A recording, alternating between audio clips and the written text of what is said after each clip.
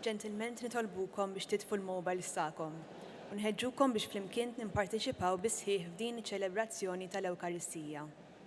Jekk jogħġobkom inqumu bil-wieqfa biex nilqgħu fostna l-porċissjoni ta' dħul u flimkien nagħtu bidu għal din iċ-ċelebrazzjoni Ewkaristika.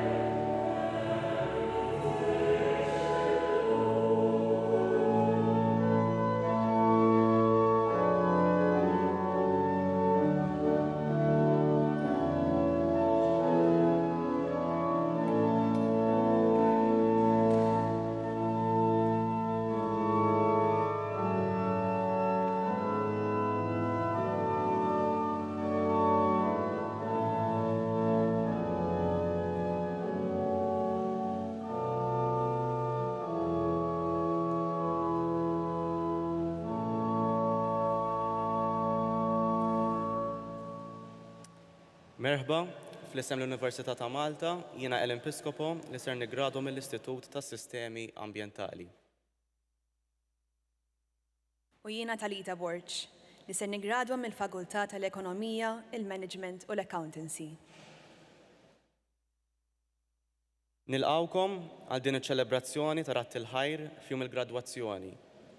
Fil-bidu ta' din l-Ewkaristija ta' ringrazzjament, nirringrazzjaw lill-Eċċellenza tiegħu Monsinjur Joseph Gallia Kurmi li ġentilment oġbu jilqa' l-istedina tal-Università ta' Malta biex jippersjedi fuq din l-Ewkaristija. Ir-rettur, il-proretturi, il-korp akademiku u fl-aħħar mhux l-inqas nilqa' lilkom sħabi li ser niggradwaw mill-Fakultà tal-Ambjent Mibni, Fakultà tal-Kirurġija Dentali, Fakultà tal-Ekonomija, il-Management u l-Accountancy, Fakultà tal-Mediċina u l-Kirurġija, Fakultà tax-Xjenzi tas-Saħħa, l-Iskola tal-Arti Performattiva, istituti u ċentri oħra. Illum qegħdin hawn biex kemm bħala individwi kif ukoll bħala grupp ta' gradwanti mill-Università ta' Malta nirringrazzjaw lil Mulej tal-għajnuna li tagħna f'dawn l-aħħar snin ta' studju li għaddew minn fuqna. F'din il-ġurnata ta' ċelebrazzjoni niftakru wkoll fl-istudenti u l-istaff li m'għadhomx magħna.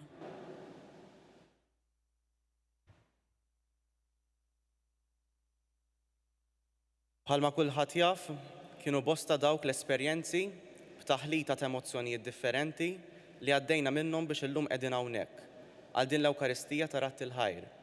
Għalhekk ejjew flimkien naqdu quddiem il-Mulej biex nirringrazzjawh ta' dan is-suċċess li ksibna, ta' kull ma għamel magħna matul dawn is-snin u biex ikun dejjem magħna fil-vjaġġ li kull wieħed waħda minna imsejħin għalih.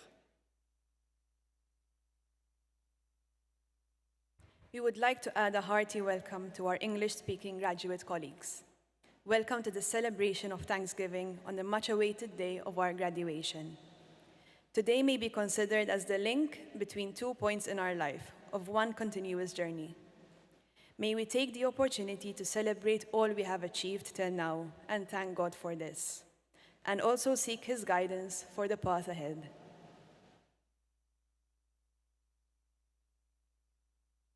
L-ewwel qari ser jinqara mill-Professur Nikolaj Attart, id-dekan tal-Fakultà tal-Kirurġija Dentali. Is-salm ser jinqara minn Reno Busuttil li ser jigradwa mill-Iskola tal-Arti Performattiva. Il-Vanġelu ser jixxandar mid-Djanku Reverend Jean-Claude Attart li wkoll ser jigradwa mill-Fakultà tat-Teoloġija.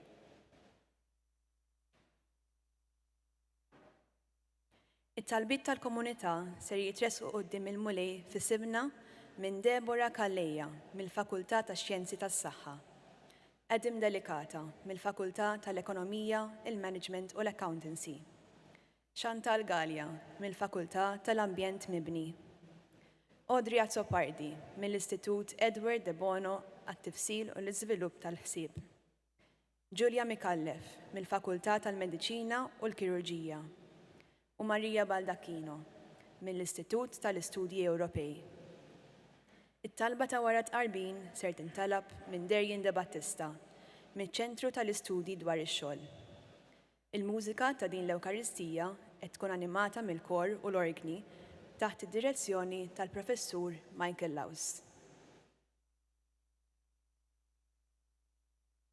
L-isem tal-Missier u tal-Iben u tal-Ispirtu Santu. Il-paċi magħkom. Nsellmilkom il-koll, nsellem il-proretturi, il-korp akademiku u lilkom studenti li qed tiċċelebraw il-gradwazzjoni tagħkom. Din il-qudiesa se nofrija propju għalikom biex il-Mulej jkun magħkom u se nofrija wkoll għal dawk l-istudenti li ġew nieqsa matul iż-żmien tal-kors fl-Università u speċjalment ukoll f'dawn l-aħħar jiem li għaddew għal-ħajja ta' dejjem f'dawn l-aħħar jiem. Tolbu ħafna għalhekk ukoll. Biex nistgħu niċċelebraw kif jixraq din il-qudiesa ħuti jew narfu ħtijietna u nitolbu maħfra tagħhom mill-Alla.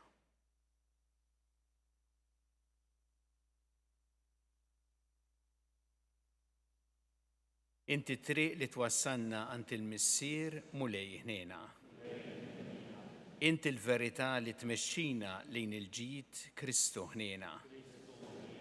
Int il-ħajja li bija ngħixu fik Mulej ħniena. Iħenna lina Alla li jista' kollox jaħfrinna dnubitna u jwassalna l-ħajja ta' dejjem. Nitolbu.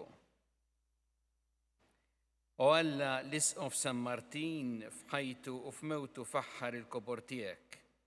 Ġeddet fi qlubna li ġubijiet tal-grazzja tiegħek biex l-ħajja u lanqas il-mewt ma jaslu biex jifirduna minn imħabtek. Bibnek Ġesu Kristu Sidna li miegħek jgħixu jissaltan flimkien mal-Ispirtu Santu Alla għal dejjem ta' dejjem. Amen.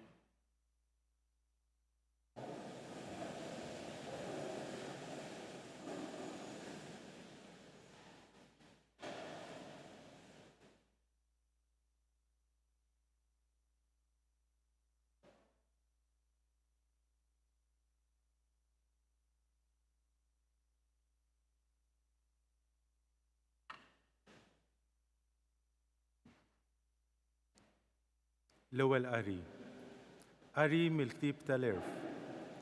Fl-Erf hemm spiritu intelligenti, qaddis, waħdini ta' ħafna mliet, fin u attiv.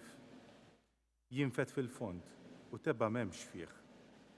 ċar u ebda ħsara ma tista' għalih, iħobb il-ġid u misnun sewwa. Xejn ma jżommu u l-ġid jagħmel, iħobb il-bniedem. Sotu żgur bla inkwiet, kollox jista' fuq kollox jassess. U fl-erwieħ kollha jidħol, imqarf dawk intelligenti, safja u fini sewwa. Għax l-erf jitħarrek aktar minn kull ħaġa oħra li titħarrek. Minħabba s-safa tiegħu jidħol f'kollox u jinfirex ma' kullu mkien. U bħal daħna ħafifa tas-seta ta' Alla, nixxija safja tal-glorja ta' dak li jista' kollox.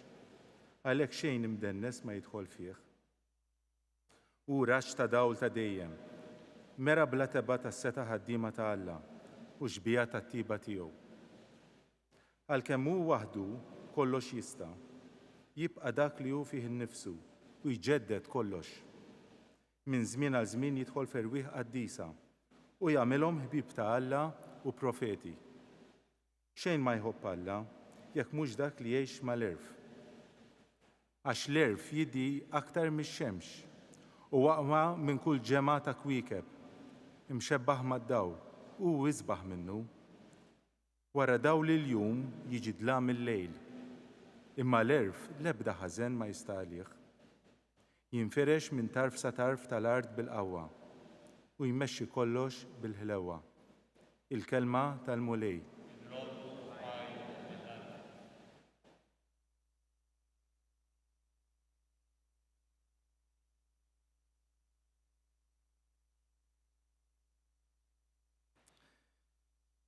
Salm responsabli.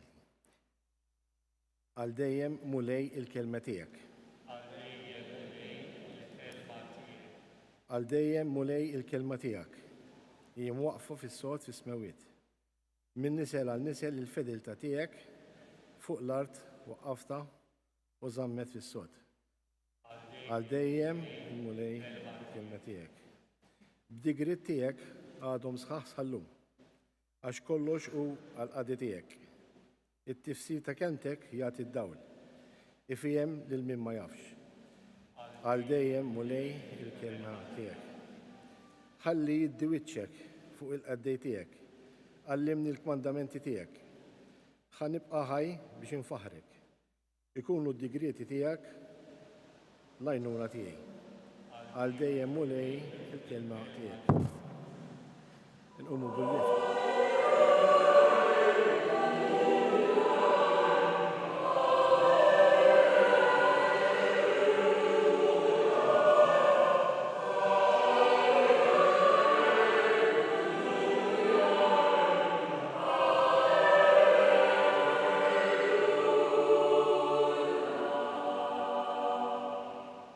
Jiena id-dilja intom il-frej, jgħid il-mulej.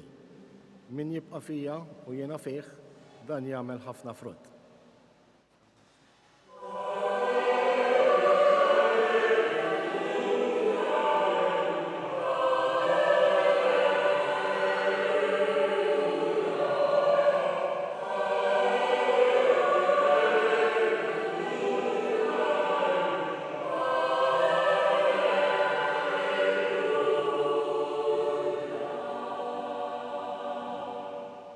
Il-mulej ma'kom. Qari mill-Evanġelju skont San Luqa. F'dak iż-żmien, il-Fariżej staqsew lil Ġesu meta kienet se tiġi s-saltna ta' Alla u huwa jġibhom. Is-saltna ta' Alla ma tiġix b'sinjali li jidhru. Lanqas ħadd mhu se jgħid arawha hawn jew hemm, għax araw is-saltna ta' Alla fostkom qiegħda. Id-disċipli tiegħu qalilhom: għad jiġi żmien meta tkunu tixtiequ taraw jum wieħed minn żmien bin il-bniedem u ma tarawhx. U jgħidulkom arawh hawnhu jew arawh hemmu, tmorrux, tiġrux warahom. Għax bħalma berqa tleħħ u tiddi minn tarf għal ieħor tas-sema, hekk jidher bin il-bniedem nhar il-jum tiegħu.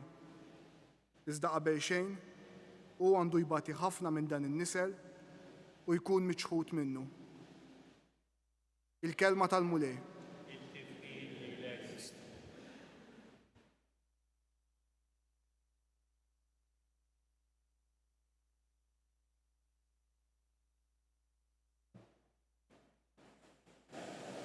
Eżiż ħbieb, fl-okkażjoni ta' jum il-gradwazzjoni nixtieq minn qalbi nifirħilkom għall-kisbiet tagħkom. Dan hu jum tassew sabiħ għalikom fejn qed taħsdu l-frott tal-istudji tagħkom. Għandkom għaliex tiċċelebraw u tifirħu flimkien. Wara snin ta' studju, kultant fi żmien diffiċli bħalma kienet u għada l-esperjenza tal-pandemija COVID-19 bitħarbit li ġabet magħha, ħafna diffikultajiet u sfidi ġodda, intom irnexxielkom telbu l-ostakli biex stajtu taslu għal jum speċjali tal-gradwazzjoni. Illum dan il-konkatedral intom qed tirringrazzjaw il-Alla tas-suċċess tagħkom lilu li u dejjem lajn ta' kull ġid. Alla u dejjem magħna biex jakkumpanjana f'ħajjitna u jgħinna nimxu l-qudiem. U ma' ħafna dawk il-persuni li żgur tirringrazzjaw ta' dan is-suċċess tagħkom. Hawnhekk flimkien mal-grazzi lil Alla tirringrazzjaw ukoll lill-edukaturi u lill-istaff tal-Università u dawk li jakkumpanjakom tul is-snin, il-familja, ġenituri, il-familji, il-ħbieb, biex għenukom ħalli taslu għal dan il-jum speċjali tal-gradwazzjoni tagħkom. Il-kelma ta' Alla illum tistedinna biex aħna naħsbu fuq l-erf veru, l-erf li ġej minn Alla, l-erf tal-moħħ u tal-qalb, u li jgħinna biex ħajjitna tkun sabiħa u mibnija fuq is-sod. Nixtieq nagħmlilkom illum din l-istedina li intom tħarsu l-qudiem taħsbu bis-serjetà kif tistgħu il-ħajja tagħkom tibnuha berf fuq sisin sodi il-valuri li jistgħu jmexxukom fil-ħajja. Il-kelma ta' Alla turina li huma l-valuri li jistgħu jisperawkom biex tqegħdu fl-ewwel post dak li l-aktar jiswa, il-valuri li huma verament rebbieħa fil-ħajja. Insemmi l-ewwel nett il-valur tal-onestà. Li intom tarfu tgħixu l-professjoni tagħkom b'onestà sħiħa, b'mod illi tfittxu dejjem dak li hu sewwa, dak li jixraq, dak li hu responsabbli, anki jekk tkunu f'ambjent fejn dan ma jinħass.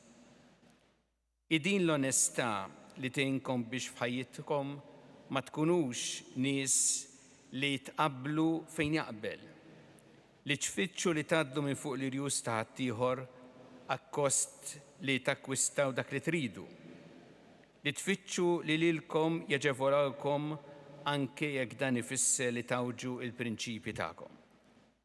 Għandna bużejjed modelli ta' tfixkil fil-ħajja li jistgħu jagħtuna l-impressjoni li dan hu s-suċċess, li dak li jagħmlek kuntent.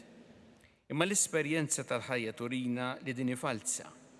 Il-onestà u l-integrità anki meta dan kollu jfisser sagrifiċċju personali li ħalluk tassew fil-paċi u li meta jgħaddu snin jagħmluk kuntent jew kuntenta fil-qadi tar-responsabiltajiet tiegħek. Meta tmexxik l-onestà, int ma tħares lejn il-flus jew il-ġid li tista' takwista mill-professjoni bħala għan fih innifsu. Ma tiftakar il-flus u l-ġid huma mezz. Tajbin jekk jaqduna f'dak li hu sewwa, ħażiena jekk jikmandawna huma u jwassluna għal dak li hu ħażin. Tagħmlu suċċess fil-professjoni tagħkom mhux kemm tagħmlu flus, imma kemm tagħmlu ġid il-oħrajn. Nafu li teżisti mentalità mifruxa ta' reba, kilba biex dejjem takwista aktar u tagħmel ukoll dak li mhux sew. Biżżejjed kultant nimxu mat-toroq tagħna biex naraw dan il-frott ta' reba akkosta ħsara l-ambjent naturali. Aw bini li jibqa' simbolu qawwi ta' fejn twassal ir-reba. Soċjetà Maltija għandha bżonn nies li jaħdmu b'onestà, b'integrità, li jarfu jażlu dak li hu xieraq u sewwa, li jirrifjutaw li jidħlu f'xibka ta' reba. Aħna nħarsu lejn l-onestà, nixtieqkom tiftakru u żommuh bħala prinċipju għal ħajjitkom li l-ħażin mhuwiex ħażin għax xi ħadd jaqbdek tagħmlu, jew għax xi ħadd li jkun sħab miegħek f'mument minnhom jikxfek li għamiltu. Imma l-ħażin hu ħażin fih innifsu. Jista' jirnexxielek tqarraq b'diversi nies fil-ħajja għax forsi tkun kapaċi taħdem it-triq tiegħek ta' għerq. Imma l-ħażin jibqa' ħażin u fil-fond ta' qalbek taf li dik mhix ħajja li qatt tista' tagħtik il-paċi. Jienkom żgur tgħixu il-professjoni tagħkom mod sabiħ, il-valur tar-rispett sħiħ lejn il-ħajja u d-dinjità ta' kull bniedem. Il-ħajja umana għandna dejjem nożżuha, m'għandix taqa' l-ħajja umana vittma tal-kultura tal-iskart fejn tispiċċa tintrema. Sfida li se jkollkom fil-professjoni tagħkom hi biex ma tħassux lejn in-nies ishom kienu oġġetti jew numri, imma tħarsu lejhom b'rispett sħiħ li d-dinjità tagħhom. Għalina kull persuna għandha tkun għażiża u jiġbija Alla x'inhi ir-razza tagħha, ir-reliġjon tagħha, il-lewn tagħha, il-ġeneru tagħha u kull tip ta' diversità oħra. L-esperjenza tal-ħajja turina kemm is-soċjetà tkun aħjar meta nistmaw li xulxin ta' bnedmin b'umanità kbira. Ftakru fil-qadi tal-professjoni tagħkom li l-ġentilezza, il-ħlewwa u s-sensitività mhumiex sinjali ta' djufija, imma sinjali ta' qawwa u ta' dinjità. Huma valuri rebbieħa. Għal San Martin li tiegħu qed nagħmlu t-tifkira illum aktar ma taħsbu fit-tiġijiet tal-oħrajn u tgħinuhom, akbar ikun is-sodisfazzjon tagħkom fil-ħajja. Nixtieq illum inħeġġiġkom biex waqt li timxu l-qudiem fil-professjoni tagħkom tagħtu kontribut attiv fis-soċjetà Maltija. Intom għandkom żgur ħafna talenti lil mulej tagħkom u li intom ġa żviluppajtu fis-snin tagħkom fl-università permezz tal-istudju u attivitajiet oħra flimkien ma' sħabkom. Nagħmlilkom dan l-appell biex tqiegħdu il-ħiliet, it-talenti u l-kreattività tagħkom għal ġid tas-soċjetà Maltija.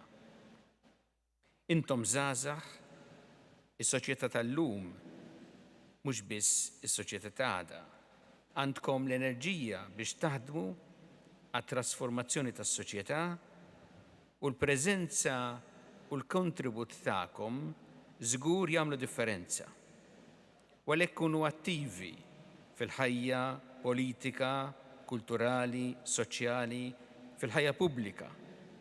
Semmaw leħinkom favur soċjetà ġusta li tistma' lill-bniedem u għatu xhieda tal-valuri li jibnu din is-soċjetà.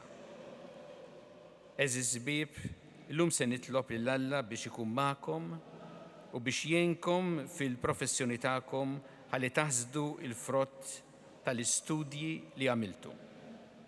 Se nitolbu biex jagħtikom kull għajnuna quddiem l-isfidi li tiltaqgħu magħhom fil-ħajja. Nitolbu l-Mulej biex jagħtikom l-erf li jgħinkom tażlu it-tajjeb mill-ħażin, dak li hu veru minn dak li hu fals, dak li hu xieraq minn dak li hu tal-mistħija, dak li jibni lil ħajjitkom minn dak li ħotta, dak li jmexxikom il-qudiem fil-ħajja minn dak li jdaħħalkom fis-sqaq.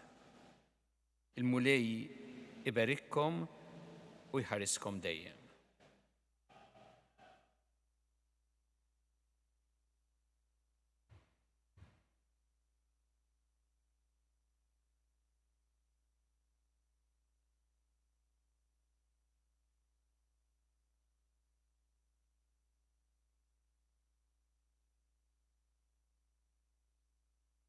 Sa se nagħmlu it-talb tal-komunità, numu bil-wifqa, jew issa nresqu dawn it-talbiet tagħna lil Alla fiduċja kbira fl-imħabba tiegħu għalina.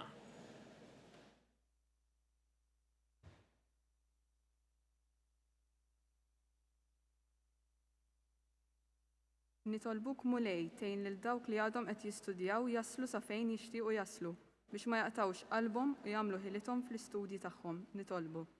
Ismana nitolbuk Mulej. Nitolbuk Mulej tigwida u tipproteġi lil min qiegħed jgħallem biex ikunu jistgħu jelbu d-diffikultajiet li jaffaċċjaw u biex l-erf li jgħaddu lill-istudenti tagħhom jintuża tajjeb. Nitolbu. Ismana nitolbuk Mulej.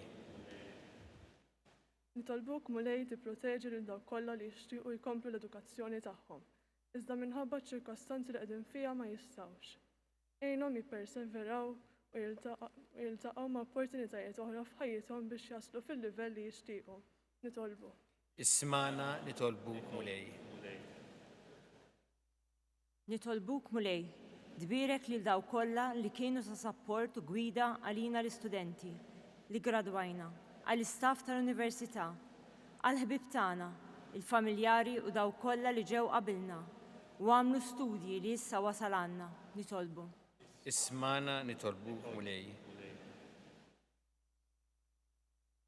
We pray for all world leaders who are deliberating the future of our planet, that may be bold, wise and radical, and that we, as active citizens, will implement the lifestyle changes necessary to safeguard our natural world. Lord, hear us. Lord, graciously hear us. Nitolbu Mulej biex narfu nużaw l-erf li ħadna f'dawn is-snin ta' ħidma u biex dak li nagħmlu fil-professjonijiet tagħna ma nagħmluhx għall-glorja tagħna iżda l-ġid tas-soċjetà. Nitolbu. Ismana nitolbuk Mulej. Ilqa nitolbuk Mulej dawn it-talbiet tagħna u żommna dejjem taħt il-ħarsien tiegħek bi Kristu Sidna.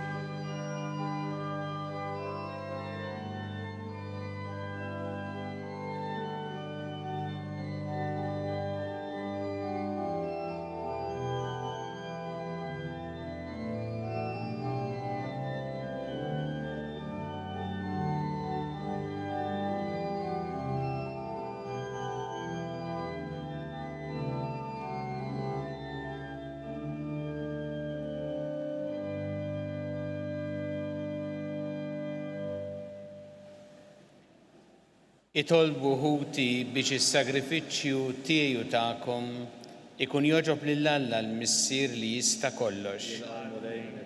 Sagrifiċċju għat-tifħir u glorja tal-ħtiġijiet tal-Knisja Għaddis mulej Alla dawn l-offerti li bil-ferħ ta' qalbna qegħdin nagħmlulek illum f'ġieħ San Martin u għatina li permezz tagħhom nibqgħu dejjem miexja fit-triq tajba sew fil-għena u sew fit-tiġrib. Bi Kristu Sidna. Amen. Il-mulej magħkom. Nerfgħu lubna l-fuq. Nerfgħuhom lejn il-mulej. Niżżu ħajr lill-mulej Alla tagħna. Sewwa u xieraq tas-sew mulej Missier Qaddis. Alla ta' dejjem tista' kollox, tajjeb u taġid tas-salvazzjoni tagħna li dejjem u kullimkien irroddu lek ħajr bi Kristu Sidna. Għax biex timla bil-ferħ li knisja tiegħek fit-tifkira ta' San Martin, int tqawwija bl-eżempju tal-ħajja tajba tiegħu, issaħħaħa fl-erf bit-talim li xandar u tilqa' t-talb li jagħmillek għall-ħarsien tagħha. Għalhekk flimkien ma' l-anġel qaddisin kollha ntenulek l-innu ta' tifħir u ngħidu bla għeda. Qaddis. Ismu tal-art mija bil-glorja tiegħek. Osanna fil-għolja tas-smawiet. Irek minn ġej fis-semmi tal-lejl. Osanna fil-għolja tas-smawiet. Qaddis tas-sewint mulej inti lajn ta' kull qdusija. Qaddes għalhekk nitolbuk dal-offerti bil-barka tal-Ispirtu tiegħek biex isiru għalina il-ġisem u d-demm ta' Sidna Ġesu Kristu.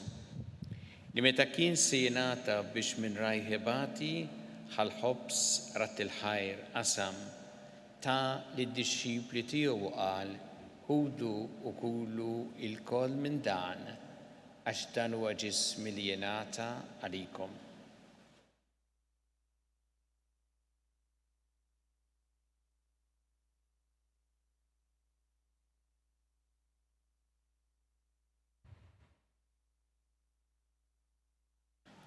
Ekku kol wara li klaħa il-kalċi reġarat il-ħajr ta' li d-dixxipli tiegħu qal ħudu u jxorbu minnu l-koll għax dan huwa l-kalċi ta' demmi tal-patt il-ġdid li jibqa' dejjem.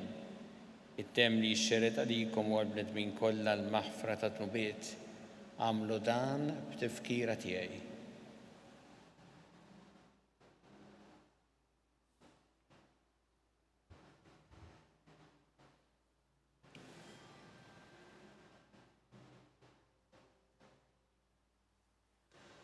Dan hu il-misteru tal-fidi.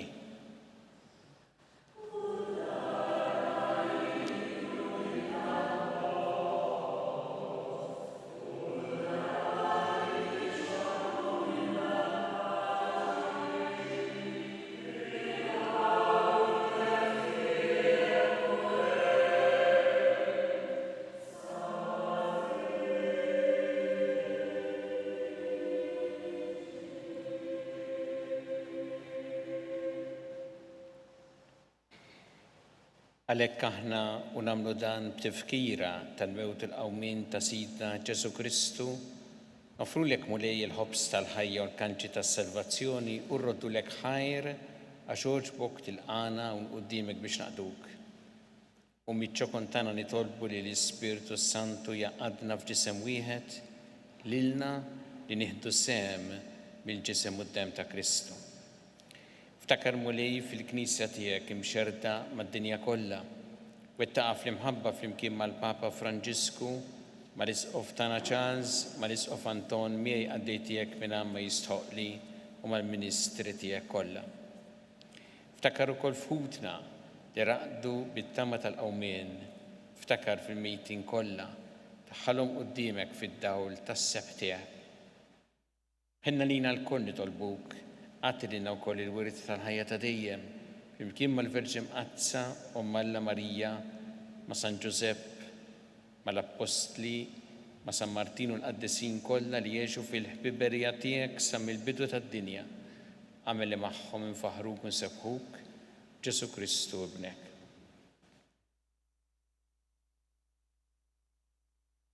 Bi Kristu, ma' Kristu u fi Kristu. Jingħata lilek Alla missi li tista' kollox flimkien mal-Ispirtu Santu kull ġieħ u glorja għal dejjem ta' dejjem. Jew flimkien nitolbu t-talba li għallimna Ġesu li rrid li nitolbu bħal ulied tal-istess missier tagħna. Missierna li inti fis-smawiet, jitqaddes ismek, tiġi santnatek, ikun li trid int kif fis-sema hekk ta' fl-ard. Ħobsna ta' kuljum matina llum, aħfrinna tobietna bħalma naħfru minnu ħati għalina, ma taħanix fit-tiġrib, seħlisna minn deni. Eħlisna nitolbuk mulej minn kull deni.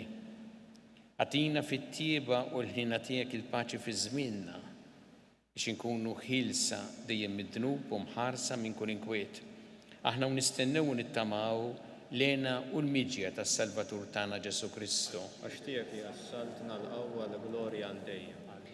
Muli Ġesu Kristu li qed l-apostli tiegħek inħallilkom is-sliem, nagħtikom is-sliem tiegħi. La tħares lejn dnubietna, iżda ħares lejn il-fidi tal-Knisja tiegħek. Għatija s-sliem u laqda li jintrid fiha, int li tgħixu s-saltan għal dejjem ta' dejjem. Il-paċi tal-mulej tkun dejjem magħkom. U miegħek ukoll. Ħatu paċi xulxin.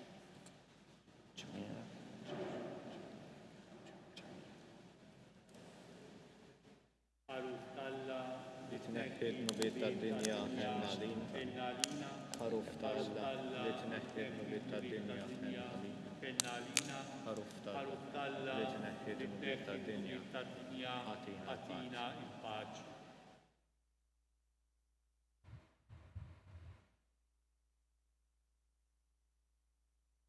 Danu il-ħaruf ta' Alla, danu li jneħħi id-dnubiet tad-dinja ħin jindawk li huma mistiedna għall-ikla tal-ħaruf. Mulej ma jistħajfon li tidħol taħt is-saqaf tiegħi, iżdejt kelma waħda u ruħ tiegħi jkun il-fejqa. Amen.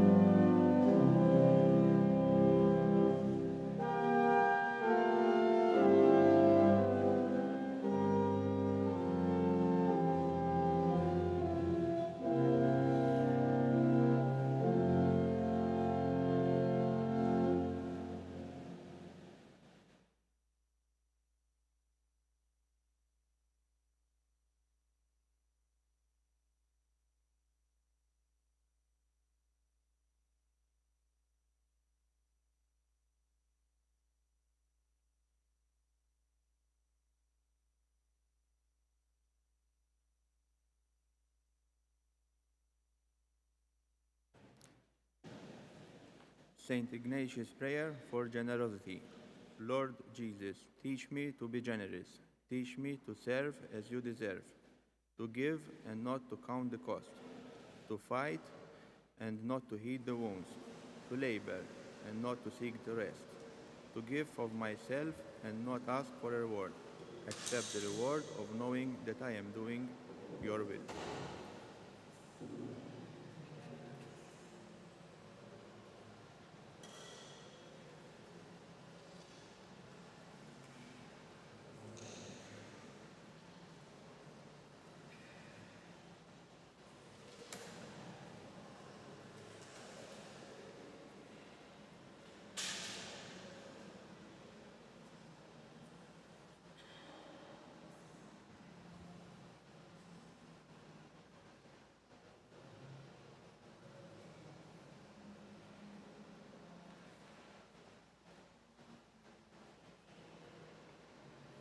Nitolbu. Issa li tqarbilna mulej bis-sagrament tal-għaqda għamel li rida tagħna tkun dejjem marbuta ma' tiegħek biex kif San Martini natalilek bruħu ġismu hekk aħna jkollna l-ġieħ li nkunu tassew għaddejja tiegħek bi Kristu Sidna.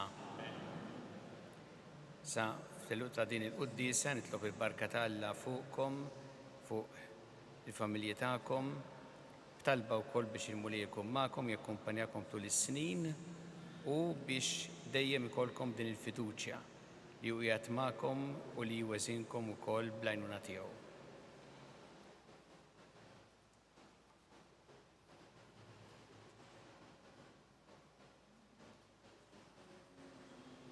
Il-mulej magħkom. Iberikkom Alla li jista' kollox, il-Missier u l-Iben u l-Ispirtu Santu. Immorru ngħixu fil-paċi ta' Kristu.